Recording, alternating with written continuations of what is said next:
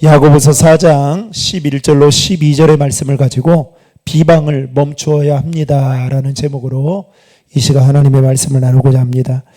날씨가 많이 추워졌어요. 그죠? 저도 여러분들이 기도해 주셔서 월요일 화요일 합동 측 교단인 사랑의 교회에서 1박 2일 세미나를 마치고 잘 다녀왔습니다. 8,000명의 목회자들과 신학생들이 함께 그 자리에서 1박 2일 동안 또 세미나를 받게 됐는데요. 이 날씨가 추워서 그런지 월요일 아침 되니까 이 목이 다 쉬었어요. 그래서 화요일 이제 끝날 때쯤 되니까 이제 월요일부터 목이 아프더니 화요일 날 이제 온몸이 막 욱신욱신거리면서 아무튼 처방 받으면서 세미나에 1박 2일 잘 참여하고 왔습니다. 목이 괜찮을 줄 알았더니 오늘 보니까 또 이렇게 목이 좋지 않네요. 여러분들에게 부탁드리고 싶은 것은 여러분 하나님 우리에게 건강도 주시지만 건강관리도 내가 해야 되는 몫이 있습니다. 그러면 건강을 관리해야 되는 이유가 뭘까요? 건강해야 신앙생활도 열심히 할 수 있거든요. 내가 아무리 건강하고 싶은데 건강하지 못하면 여러분 기도의 자리도 못 나오고 예배의 자리도 못 나와요.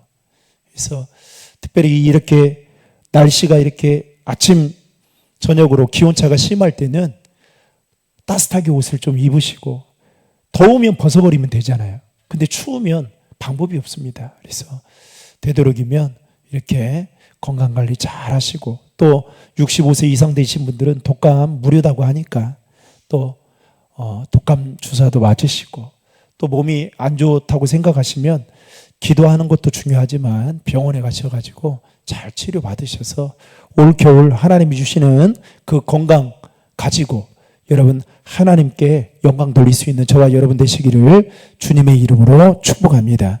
언제부턴가 우리 사회는 진영 간의 이념 갈등, 그리고 지역 갈등, 세대 간의 갈등, 요즘에는 젠더 갈등, 그리고 노사 갈등이 매우 심각한 상태에 있습니다. 게다가 점점 늘어나는 소득 격차와 함께 이 치솟는 부동산 가격으로 인한 이 청년들의 박탈감, 아무리 이제는 열심히 일을 해도 이 서울 땅에서 내 집 마련할 수 없겠구나.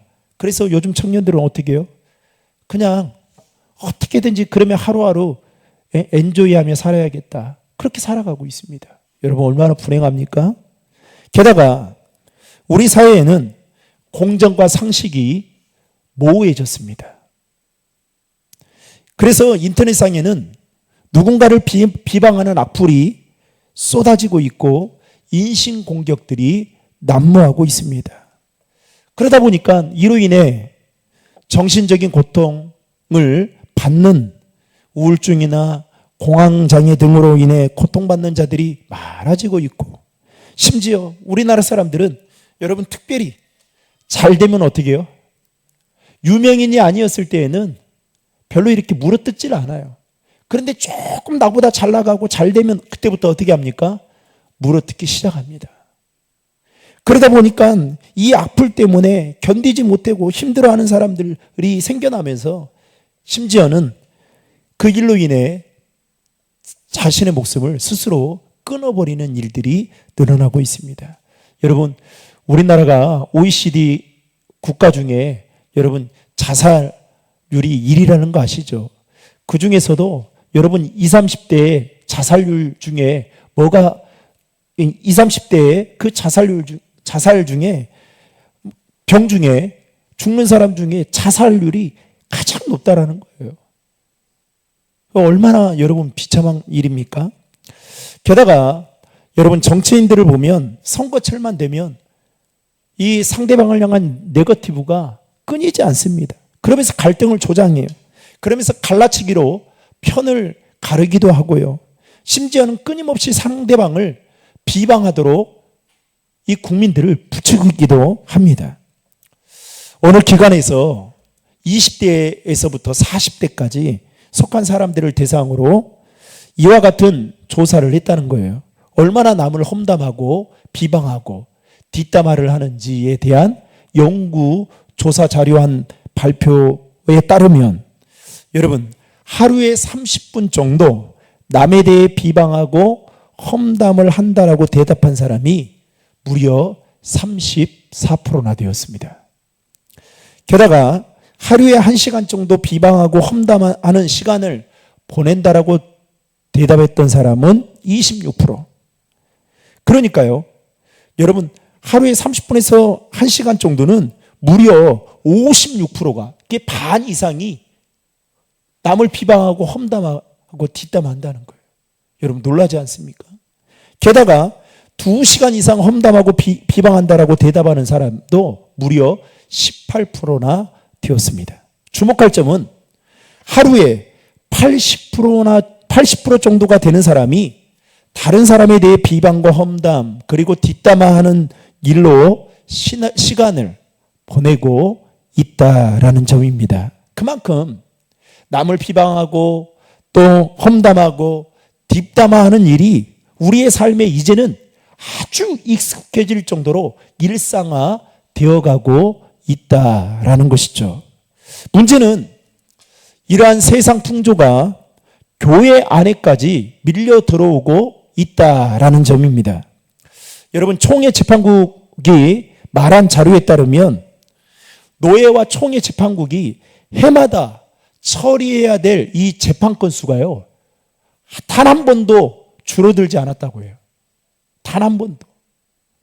심지어는 매년 총회에 가장 큰 이슈 중에 하나가 뭐냐면 재판에 관한 이 건수라고 합니다. 그 정도로 교회 안에 그 문제를 해결하지 못하니까 이 분쟁과 다툼, 이 비방하는 일들이 해결하지 못하니까 노예로 넘기게 되고, 노예 안에서도 이 문제를 완전하게 해결하지 못하니까 총회까지 오는 이 건수가 어마어마하게 많다라는 거예요. 상대방에 대한 비방과 갈등으로 인한 다툼과 분쟁이 이제 한국교회의 가장 큰 골칫거리가 되었다라고 해도 과언이 아닐 정도로 이제는 부인할 수 없는 상황에까지 다다를 정도가 되었다라는 것이죠. 여러분, 저는 우리 교회는 사랑이 넘치는 교회가 되기를 주님의 이름으로 축복합니다. 오늘 말씀에 보면 야고보 사도는 이렇게 시작합니다. 형제들아, 서로 뭐 하지 말라고요? 비방하지 말라라는 말씀으로 시작하고 있습니다. 이 말씀을 역으로 생각해 보면 야고보 사도가 활동하던 초대교회 당시에 그 초대교회 공동체 안에는 성도들 간의 싸움과 다툼이 빈번하게 일어나고 있었던 것을 알 수 있습니다. 그래서 야고보 사도는 야고보서 4장 1절에 성도 간의 싸움과 다툼이 있다는 사실을 전제로 해서 그 원인이 무엇이라고 말하고 있습니까? 정욕 때문이다 라고 말씀하고 있습니다. 성도들 간의 다툼 중에서 서로를 향한 비난의 말들이 초대교회 공동체 안에도 오갔다라는 것입니다. 자신의 의견과 다른 상대방에 대해서 가차없이 헐뜯고 깎아내리려고 했던 자들이 공동체 안에 있었을 뿐만 아니라 상대방을 향한 이 비방이 그치지 않으면 안 될 정도로 심각하다라는 것을 야고보 사도는 느낀 나머지 오늘 말씀에서 비방하지 말라라고 말하고 있습니다. 여러분, 우리가 계속해서 살펴보고 있지만 야고보서의 여러분 핵심은 주제는 뭡니까? 행함입니다. 믿음에 따른 행함이에요. 그러면서 야고보 사도는 믿음이 있는 자라면 자신의 삶에서 반드시 행함으로 증명해 보여야 된다라고 말하면서 지금 여러 가지 내용들을 말하고 있는데 오늘 본문에서는 그 한 가지로 무엇에 대해서 이야기하고 있냐면 비방을 멈춰야 된다라는 것입니다. 그러면 여러분, 이 비방이라는 것이 무엇일까요? 제가 찾아보니까 이렇게 말하고 있어요. 국어사전에는 상대방에 대하여 폄하하여 말하다, 대적하여 말하다 라는 뜻을 가지고 있고, 그리고 대개는 험담하다 라는 뜻으로 이 비방이라는 말을 사용하고 있는 것을 볼 수 있습니다. 그러면 여러분, 비방하는 일이 왜 우리의 삶에 또 우리가 주님의 핏값으로 세워가는 이 공동체 안에 왜 문제가 되는 걸까요? 크게 두 가지로 볼 수 있습니다. 하나는 비방을 하는 사람들을 보면 대개 사실과 다르게 비방하기 때문에 문제가 된다라는 겁니다. 다시 말하면 사람들이 누군가를 비방할 때 대부분은 단편적인 거나 아니면 부분적인 것만 보고 쉽게 단정해서 비방하는 일들이 많다라는 거예요. 여러분, 코끼리를 볼 때 여러분, 코끼리 제가 여러분들이 앞에 서 있으면 코끼리 어디만 볼 수 있어요? 코만 볼 수 있어요. 코하고 귀하고 뒤에 꼬리는 잘 보이지 않고요. 등도 보이지 않습니다. 그러면 코끼리를 전체적으로 보려면 어떻게 봐야 되겠어요?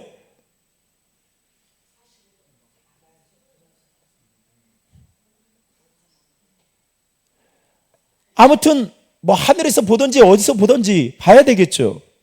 그런데 비방하는 사람들을 보면 대부분의 사람들이 사실이 아닌 것을 알고도 의도적으로 사실을 왜곡해서 비방하는 경우도 있고, 그리고 자기가 보는 것이 전부 맞다라고 생각하고 그래서 비방한다라는 겁니다. 그러니까 그 비방을 받는 사람들은 억울할 수밖에 없겠죠. 이런 점에서 볼 때 여러분, 비방하지 않는 것, 누군가를 비방하지 않으면 제일 좋겠지만 만약에 우리 안에 비방하는 마음들이 생기게 될 때에 여러분, 제일 먼저 어떻게 해야 될까요? 정확한 사실을 파악해야 돼요. 요즘 말로 하면 팩트, 무슨 팩트를 정확하게 파악하고, 그리고 그렇게 된 배경을 충분히 살펴야 한다라는 것입니다. 또 하나, 이 비방하는 일이 왜 문제가 되느냐? 비방하는 사람들을 보면 다른 의도를 가지고, 쉽게 말하면 순수한 의도보다 나쁜 의도를 가지고 비방하는 일들이 많기 때문입니다. 성경의 예를 한번 들어볼까요? 민수기서 말씀해 보면 모세가 자신의 아내가 죽은 뒤에 누구를 자신의 아내로 취하게 되냐면 이방 여인이었던 구스 여자를 취하게 됩니다. 그것을 누가 보게 되냐? 그의 누이였던 미리암과 그의 형이었던 아론이 그것을 보게 돼요. 그리고 어떻게 합니까? 성경이 보면 비방했다라고 말하고 있습니다. 왜 비방했을까요? 모세가 이방 여인을 자신의 아내로 맞이했다라는 이유 때문에 비방한 것으로 보여집니다. 그런데 여러분, 성경을 눈뜨고 봐도요, 하나님께서 모세에게 이렇게 말씀한 적이 단 한 번도 없습니다. 야, 가나안 땅에 살고 있는 가나안 여인들과 결혼하는 것은 절대 내가 금하는 일이지만 반대로 이방 여인과 결혼하지 말라라는 말씀은 하나님이 모세에게 단 한 번도 말한 적이 없습니다. 그런데 그래서 하나님이 요셉이 애굽 여인과 결혼한 거에 대해서 문제 삼은 적이 없어요. 게다가 오늘 말씀에도 보면 게다가 모세가 구스 여자와 재혼한 거에 대해서 하나님이 문제 삼지 않았습니다. 그렇다면 왜 미리암과 여러분 아론은 이 문제를 가지고 모세를 비방했던 걸까요? 여러분, 팔은 안으로 굽는다고 모세가 얼마나 외로웠으면, 이렇게 생각해야 해요. 얼마나 외로웠으면 이방 여인과 재혼을 했겠냐. 그래서 어떻게 해요? 다른 사람은 비방할지라도 이 미리암과 아론만큼은 어떻게 해야 돼요? 감싸주고 옹호해 주는 게 맞는 거 아니겠습니까? 상체가 아니겠냐고요. 그런데 왜 이 두 사람은 왜 모세를 비방했던 걸까요? 민수기서 12장 2절에 보면 다음과 같이 기록하고 있습니다. 같이 읽겠습니다. 그들이 이르되 여호와께서 모세와만 말씀하셨느냐 우리와도 말씀하지 아니하셨느냐 하매. 여러분, 지금 12장 1절에 이 미리암과 아론이 비방했다라는 말이 나오고 2절에 가서 뭐라고 이야기하냐면 금방 읽었던 이런 거예요. 하나님께서 지금 모세 너에게만 말씀한 것이 아니라 지금 우리에게도, 우리면 누구에게 했어요? 미리암과 아론 자신들에게도 동일하게 똑같이 말씀하셨다라는 거예요. 다시 말하면 모세와 같이 미리암과 아론도 두 사람도 같은 리더십을 가진 지도자 반열에 서 있다라는 것을 지금 이 말로 지금 표현하고 있는 것입니다. 따라서 미리암과 아론은 이 모세가 구스 여자와 결혼한 것에 대해 비방하는 것은 그냥 여러분 명분일 뿐이지, 실제로 그들 마음속에는 어떤 마음이 있었느냐? 모세가 혼자 리더십을 가지고 이스라엘 백성들을 이끄는 것에 대한 못마땅한 마음, 시기하는 마음이 그들 안에 있어서 이 문제를 가지고 흠집을 내면, 스크래치를 내면 어떻게 해요? 모세의 리더십이 무너지게 되면서 그 리더십을 자신들이 뺏어서 가져올 수 있겠구나라는 생각 때문에, 그러니까 여러분 의도가 어때요? 불순합니까? 순합니까? 아주 불순한 의도를 가지고 비방하고 있다라는 것이 문제가 되고 있다라는 겁니다. 여러분, 비방이라는 것은 누군가의 잘못을 지적하고 바로 잡아주기 위한 것이라면 너무나도 좋은 겁니다. 그런데 대다수 비방을 하는 사람들의 모습을 보면 어떻게 합니까? 순한 의도가 아니에요. 오히려 비방을 통해서 반사 이익을 얻으려는 그 불순한 의도를 가지고 비방을 하는 사람들이 얼마나 많이 있는지 모릅니다. 주목할 점은 여러분 민수기서 12장 2절 말씀을 다시 한번 볼까요? 다시 한번 읽겠습니다. 그들이 이르되 여호와께서 모세와만 말씀하셨느냐 우리와도 말씀하지 아니하셨느냐 하매 여호와께서 이 말을 어떻게 했다고요? 여러분, 지금 미리암과 아론이 하는 이 말을 지금 불순한 의도를 가지고 비방하는, 모세를 비방하는 이 말을 누가 듣고 있다고요? 하나님이 듣고 있다라고 말하고 있습니다. 여러분, 사람은 그럴싸한 말로 속일 수 있어요. 그런데 여러분, 하나님은, 우리의 중심을 깨뜨려 보시는 하나님은 우리의 마음을 다 알고 계셔요. 아멘. 하나님은 이 미리암과 아론의 의도를 이미 다 알고 계셨어요. 여러분, 이번에 제가 그 도림교회에서 한국교회 2025년 한국교회 트렌드 지금 책을 제가 읽고 있는데요. 그 세미나를 하면서 여러분 지금 MZ세대, 그 다음에 이제 Z세대, 그 다음 알파 세대인데요. 여러분, 지금 MZ세대, 그 다음 Z세대, 알파 세대들이 가장 어른들 보면서 여러분 싫어하는 것 중에 하나가 뭔지 아세요? 이 구조적인 것, 상하 구조도 싫어할 뿐만 아니라 가장 싫어하는 건 뭐냐면 진정성 없는 말, 이게 1위로 뽑았습니다. 그러니까 이런 거예요. 쉽게 말하면 고생 많지, 우리 언제 밥 한 끼 하자. 그러면 이 MZ세대들은 그 말을 받아들이는데 벌써 그거를 안 지키잖아요. 그러면 그 다음부터는 대하기 싫다라는 거예요. 그러니까 빈말하는 거 싫다는 거, 빈말. 근데 우리는 어떻게 그동안 배워왔어요? 빈말에 아주 능숙하거든요. 네? 이제 제가 알려줬으니까 여러분 이제 말할 때, 우리 청년들 있을 때 잘 말하셔야 돼요. 그 저도 이번에 그거 보면서 MZ세대들이 진짜 그러구나. 그래서 진정성 있게 다가가라는 거예요.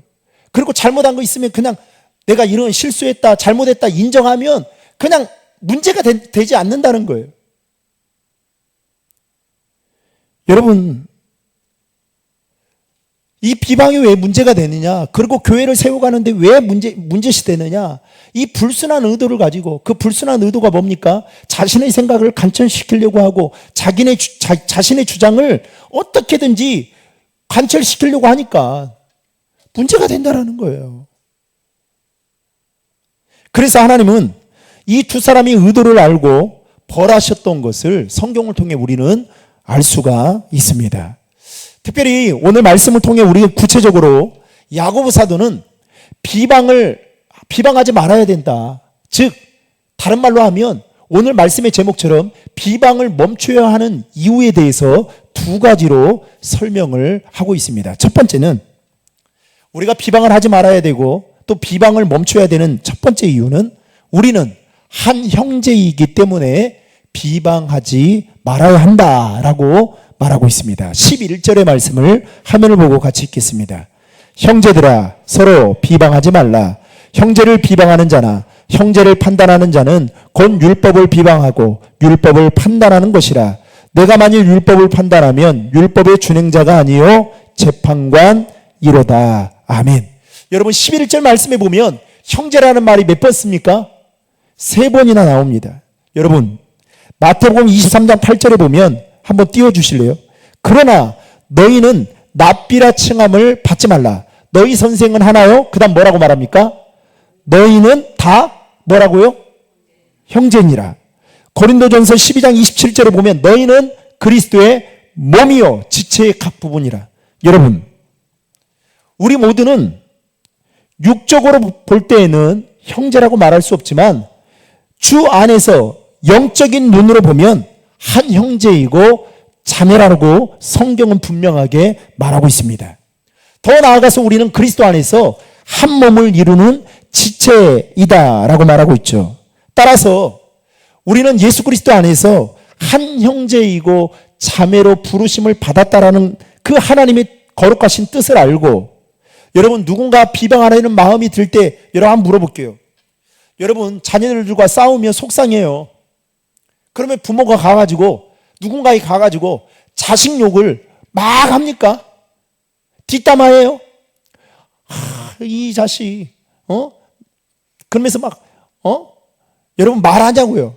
그렇게 말하는 부모는 이상한 거예요. 심지어는 자식에게 얻어맞아도 여러분 왜 부모가 말하지 않고 참아요?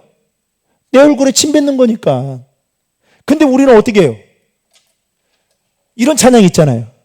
CCM 찬양 중에 주 안에 우린 하나 모습은 달라도 여러분 우리 주 안에서 하나 돼요. 저는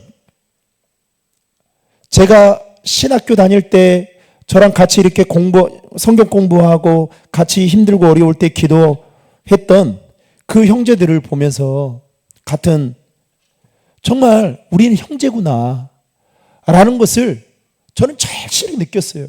그리고 교회 사역하면서 정말 가족만큼 성도들도 이렇게 따뜻하게 대해주는구나. 사랑의 교회예요. 지금은 이제 나오셔서 개척하셨던 목사님이지만 그 목사님이 이제 제자훈련 담당했던 목사님이셔요. 그런데 그 목사님이 어느 날 제자훈련 하면서 그런 이야기를 하는 거예요. 자기는 지금도 평생 잊을 수 없다는 거예요. 자기 부모님이 돌아가셨을 때 이 사랑교회 성도들이 정말 내일처럼 생각하고 눈물 흘리며 이렇게 따뜻하게 대하는 걸 보고 정말 말씀으로만 그 문자적으로만 다가왔던 우리는 그리스도 안에서 한 형제고 자매이다라는 게 실질적으로 나는 이 사건을 통해서 경험했다라고 하면서 그러면서 뭐라고 하냐면 여러분 제자훈련은 정말 우리가 그리스도 안에서 한 형제이고 자매이다라는 것을 확실하게 느낄 수 있는 시간이 되어야 됩니다. 근데 여러분 안 되는 교회, 여러분 공동체에 문제가 있는 교회는 어떤지 아세요? 중보기도를 제목을 나누잖아요. 그러면 어떻게 해요? 가가지고 막 다른 사람 다 이야기해요. 그거 험담하듯이. 그러니까 여러분 어떻게 돼요? 모임이 안 되는 거예요, 여러분. 그 사람이 말하기까지 얼마나 고민을 했겠어요. 근데 그걸 가서 말을 하는 거예요. 그러니까 어떻게 해요? 그 다음부터는 이거 소그룹 모임 절대 하면 안 되겠구나. 그러니까 여러분 우리 모두는 그리스도 안에서 한 형제이고 자매이다라는 사실을 알고 내 안에 여러분 비방하고자 하는 마음들이 생길 때가 있어요. 그때 어떻게 해요? 그 사람이 나에게 누구인지를 여러분 내가 먼저 다시 한번 생각해 보는 거예요. 저도 이 집사람하고 이제 가끔 이렇게 제 마음에 안 들 때 있거든요. 그러면 이제 뭐 싸울 수도 있겠죠. 그러면 다시 한번 냉정하게 생각해 보려고 해요. 내가 이것 때문에 저 화를 낼 일인가? 아니면 진짜 누가 잘못했는가? 근데 생각해 보면 딱 답이 나와요. 다 내 편인데. 내가 원하는 답을 듣기 순간 듣지 못했다고 내가 이렇게 화를 내고 그러는 게 아닌가. 이게 여러분 그런 마음이 들면 내가 비방하려고 하는 사람이 주 안에서 한 형제고 자매이다. 이 마음이 들면 어떻게 되겠어요? 비방하는 일을 멈추겠죠. 그래서 생각해야 돼요. 그 사람이 나에게 하나님께서 붙여주신 형제이고 자매이다라는 사실을 우리는 잊어서는 안 되는 겁니다.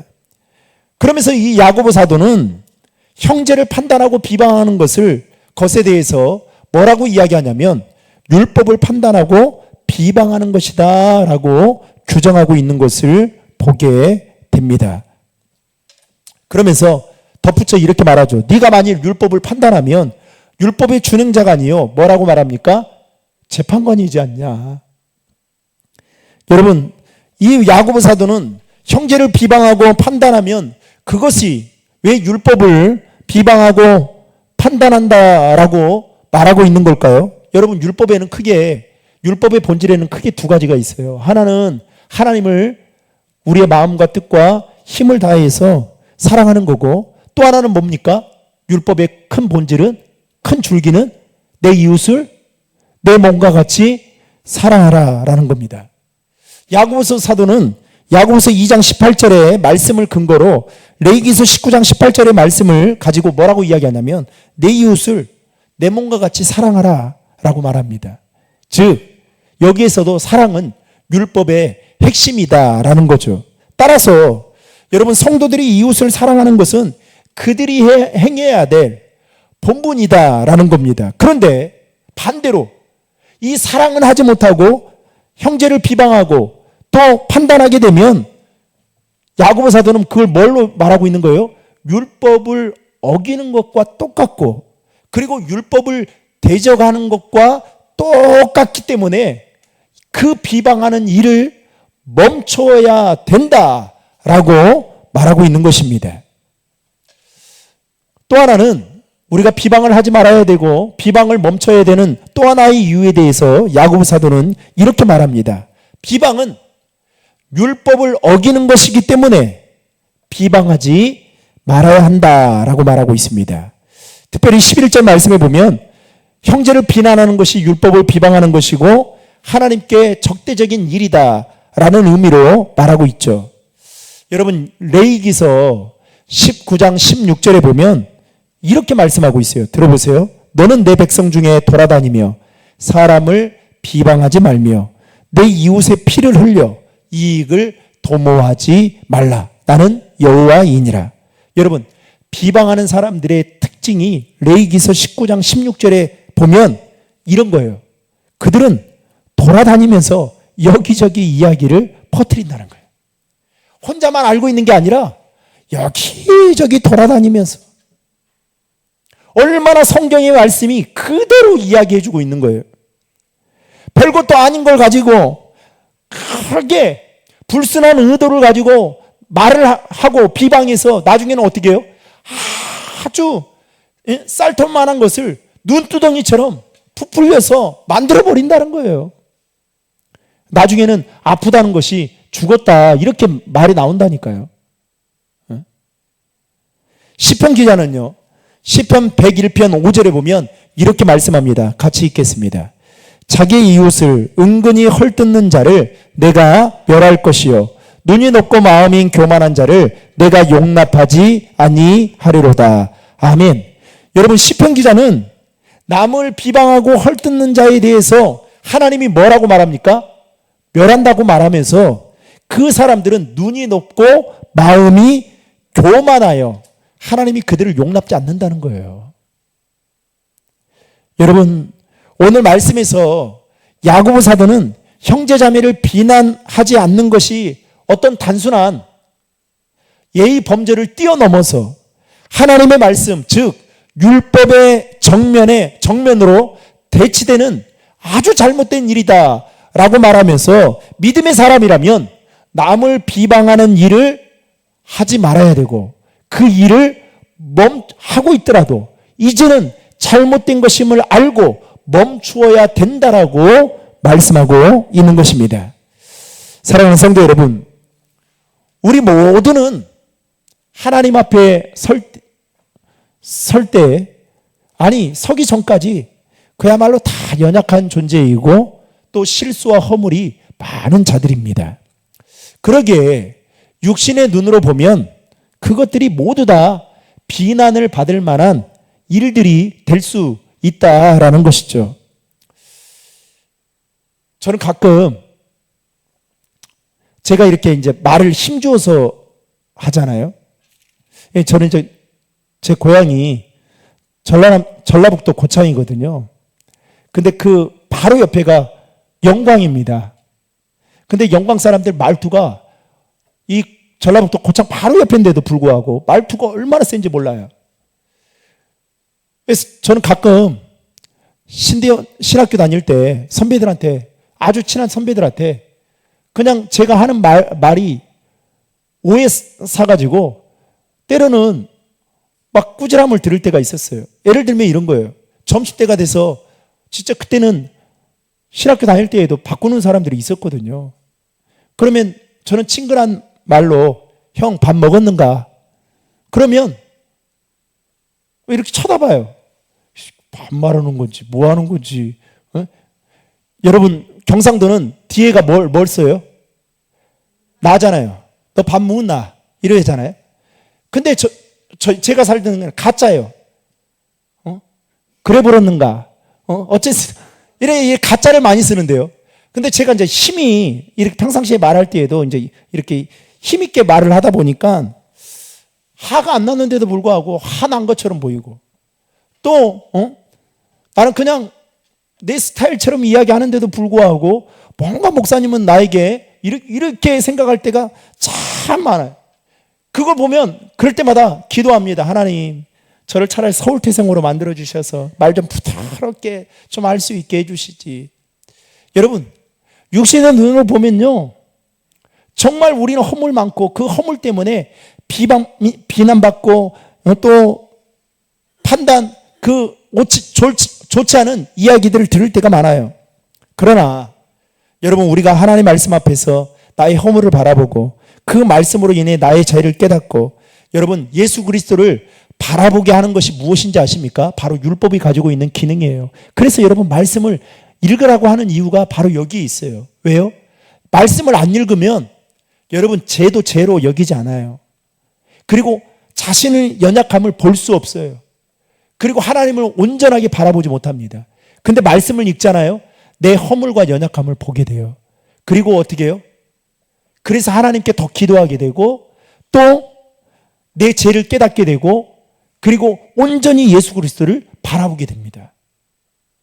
중요한 것은 율법으로 내 자신을 바라봐야 되는데 여러분, 비방하는 사람들을 보세요. 좀 제가 완전히 확실하게 단정지어서 말하는 것일 수도 있지만 여러분, 비방하는 그때에 여러분 하나님과의 관계를 한번 돌아보세요. 성령 충만했는지, 말씀을 많이 읽었는지, 기도를 많이 했는지 그 날만이라도 보라고요. 그러지 않을 때가 많아요. 이거는 사실입니다. 그래서 여러분, 내 마음속에 남을 비난하고 또 비방하고 또 헐뜯고 험담하고 뒷담화하는 일들이 많아진다. 그리고 자꾸만 다른 사람의 약점과 허물이 보여지게 되고 그것을 정말 용납하고 사랑해주고 덮어주고자 하는 마음들이 여러분 내 안에 없다면 하나님과의 관계를 꼭 점검할 수 있기를 바랍니다. 하나님 참 점검해야 돼요. 그렇지 않으면 여러분 절대 못 고칩니다. 왜냐하면 좀 죄송합니다. 부정적인 사람은, 그리고 항상 비판적인 사람은 항상 그래요. 안 바뀌어요, 여러분. 잘 안 바뀐다니까요. 말씀을 봐야 돼, 말씀을. 그래서 야고보 사도는 마지막으로 이 비판은 사람이 할 수 있는 것이 아니라 하나님의 영역이다 라고 말하면서 우리를 판단하시는 이는 우리가 아니라 누구밖에 없다고요? 오직 하나님만이 하시는 일이다 라고 말하면서 12절에 이렇게 말합니다. 12절 말씀 다 함께 읽겠습니다. 입법자와 재판관은 오직 한 분이시니 능히 구원하시기도 하시며 멸하기도 하시느니라. 너는 누구이기에 이웃을 판단하느냐. 여러분, 우리에게 구원을 주시고 우리를 멸하시는 분이 누구세요? 하나님이세요. 그분이 여러분 우리를 판단하신다는 거예요. 이 말씀을 통해 우리가 분명하게 확실하게 짚고 넘어가야 될 것은 우리는 누군가를 비방할 만한 이치에 있지 않다라는 겁니다. 하나님만이 판단하시고 그 잘못을 비판할 수 있다는 것을 우리에게 가르쳐 주고 있습니다. 그러면 또 이 말을 또 이렇게 이용하는 분들이 있죠. 그럼 목사님 잘못된 거 말하지 않고 그래야 돼. 권면하는 거죠. 왜요? 그 잘못된 거 바로 잡아줘야. 두세 번 권면했다가 안 들으면 이제 말 안 하는 겁니다. 그렇잖아요. 사랑하는 성도 여러분, 우리는 비방과 험담이 난무하는 세상 속에 살아가고 있습니다. 때로는 비방을 당하기도 하고 때로는 우리도 비방에 동조하도록 미혹을 받기도 합니다. 그러나 예수님은 제자들에게 마태복음 산상수훈의 말씀 속에 마태복음 7장 1절과 2절에 이렇게 말합니다. 같이 읽겠습니다. 비판을 받지 아니하려거든 비판하지 말라. 너희가 비판하는 그 비판으로 너희가 비판을 받을 것이요 너희가 헤아리는 그 헤아림으로 너희가 헤아림을 받을 것이니라. 아멘. 아까 그랬죠. 미리암과 아론이 모세를 비방했을 때에 그 말을 누가 들었다고요? 하나님이 듣고 결국 벌을 받게 됩니다. 그래서 예수님도 제자들에게 야, 비판받지 아니하거든 너희 비판하지 마. 비판하는 사람은 나밖에 없어. 이것을 이렇게 말씀하고 있는 것입니다.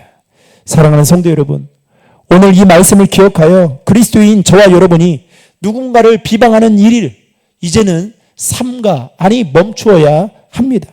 특별히 우리는 주 안에서 믿음의 형제 자매라는 사실을 여러분 기억하시고 남을 비방하고자 하는 마음이 생길 때마다 그 사람이 바로 하나님이 나에게 보내주신 형제 자매다 라는 이 사실만으로도 서로를 더 감싸주고 용납해주고 기도해 줄 수 있는 우리 신도림 중앙의 모든 성도님들 다 될 수 있기를 주님의 이름으로 축원합니다.